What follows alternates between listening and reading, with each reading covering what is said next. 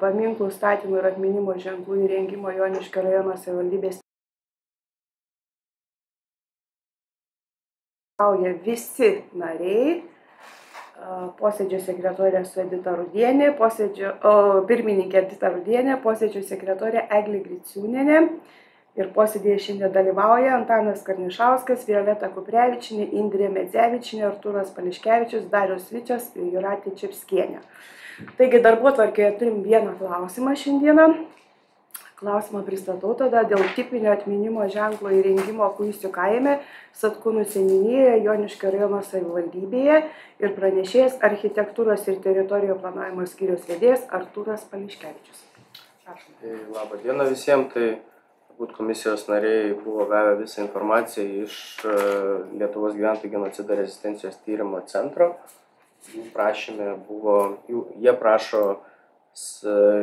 jie iš savo lėšų planuoja pastatyti rugsėjo mėnesį Kuisių kaime tipinį atminimo ženklą skirtą šiame kaime žuvusiems Prisikėlimo apygardos kunigaikščio Žvelgaičio rinktinės Tautvydo tėvonijos partizanams atminti. Buvo prie prašymo pridėtas tekstas, taip pat buvo pridėtas tipinio atminimo ženklo brėžinys. Ženklas gaminamas iš granito, tekstas iškalamas, matmenys brėžinyje buvo duoti centimetrais, tai sakykime atminimo ženklas bendras aukštis 1,70 m, tai statomas ženklas būtų valstybinėje žemėje, ta prasme ne privačiame sklype. Kiek žinome, genocido centras su seniūne taip pat derinosi tą klausimą. Papildomai dar užklausiau, kad kas įrenginės ir kas prižiūrės, tai nes pagal mūsų tvarkos aprašą, kas yra iniciatorius statyti ženklą, tai jie rūpinasi visomis statybomis ir priežiūra po to, kai pastato. Tai genocido centras mane informavo, kad jie ir įrenginės, ir apmokės, ir vėliau prižiūrės šitą ženklą. Tai kad tęsti tas procedūras, mes turime komisiją apsvarstyti. Jeigu mes pritartumėm iniciatoriaus prašymui, sekanti procedūra būtų tokia, kad būtų rengiamas administracijos direktoriaus įsakymas, mūsų komisijos protokolas, sakykime,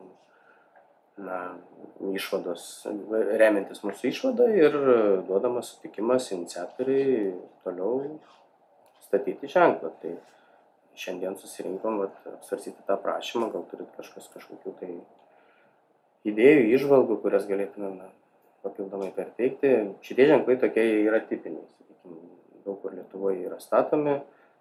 Pats tekstas, šiek tiek pasidomėjau apie pačius minimus partizanus. Tai partizanas Albinas Šležas Maironis partizanavo Voverės, vėliau pervadintas į kunigaikščio Žvelgaičio rinktinėje, buvo Tautvydo rajono štabo visuomeninės dalies viršininkas, žuvo kartu su Gasparavičiumi.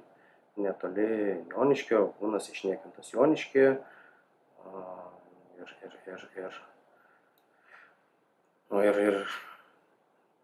o Gasparavičius žuvo per susišaudymą su stribais. Tai tiek oficialioje literatūrai, kiek radau prieinamai, tai nežinau, mano asmeninė nuomonė galima pritarti šitam tipiniam ir diskutuoti galima.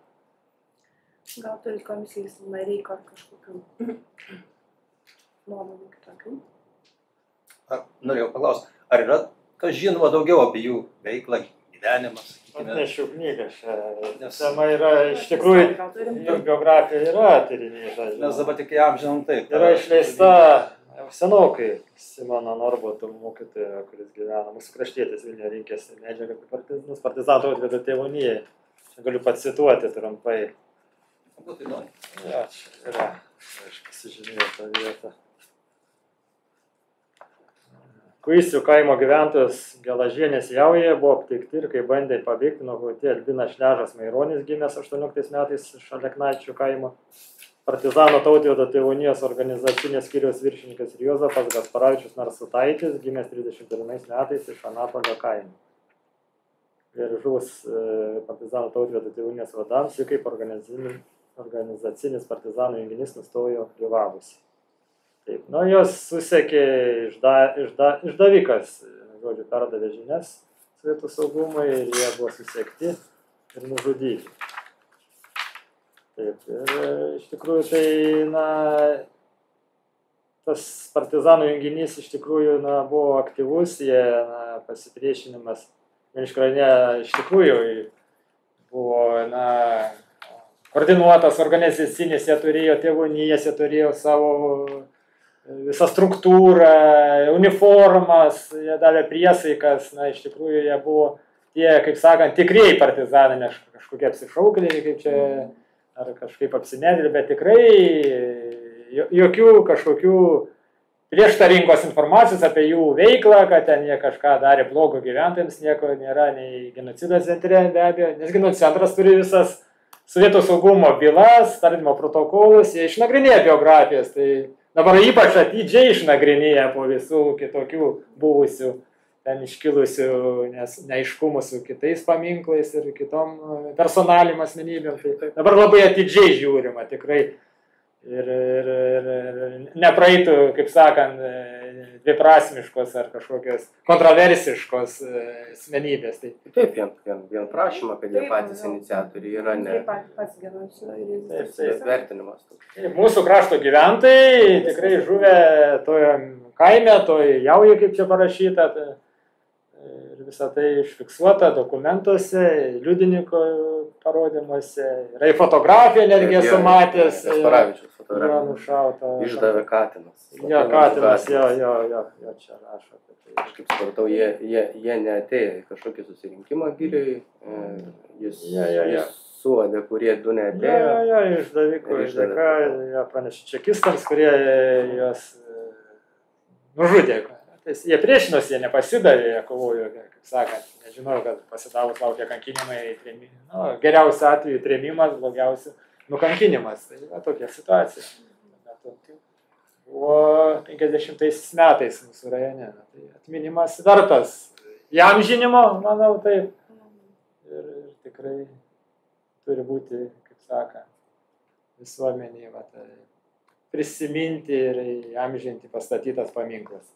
Aš ir norėjau sužinoti, ar nėra tų prieštaravimų, kad yra kitiems, kur pastato ir pasirodo, kad jie žudė ten žydus ir dalyvavo. Dabar, suprantu, labai griežtai, dabar čia paaiškės to Krikštaponio, kurio čia labai... Matot, kaip istorija toks dalykas, pavyzdžiui, mes negalim nei vienas pasakyti, kas būtų, pavyzdžiui, 50 metų, nes ima ir pasikeičia kažkokie tai faktai, kažkas atrandama naujo ir panašiai. Čia šiek tiek prašymas, ne šiek tiek, o stipriai prašymas sustiprina, kad pats iniciatorius yra genocido centras, kurio pagrindinė funkcija yra tikrinti tokius duomenis. Ir, na, sakykime, mes kaip institucija, kuri vertiname prašymą, jie turi žymiai didesnį archyvą, kur tikrina tos duomenis, tai jau tai sudaro, verta pasitikėjimo institucija, tai nėra neiškaus fizinio ar juridinio asmens atėjęs prašymas, kurį reikėtų nuodugniau patikrinti. O kas bus po kokių 50-60 metų, ar kažkas paneigs kažkokius istorinius faktus, ar atras kažkokius naujus, mes nežinom. Tai istorijoje visada gali kažkas pasikeisti. Šiai dienai faktai yra tokie, kaip ir Darius paminėjo, kaip ir genocido centro prašymai yra. Tikėkime, kad toks atminimas šitų žmonių ir bus ir nepasikeis tie faktai. Taigi, aš matau, kad su seniūnė yra suderinta viskas, tai dėl statymo ženklo. Tai aš manau, kad dabar balsuojam. Ar bendru sutarimu pritarėm? Prieštaravimų nėra turbūt. Taip, tada bendru sutarimu pritarėm, kad atminimo ženklas būtų. Taigi, kadangi turėjom tik vieną būtent posėdžio klausimą, tai jį išnagrinėjom. Labai ačiū komisijai už darbą ir viso geriausio. Patį pirmąjį. Patį pirmąjį.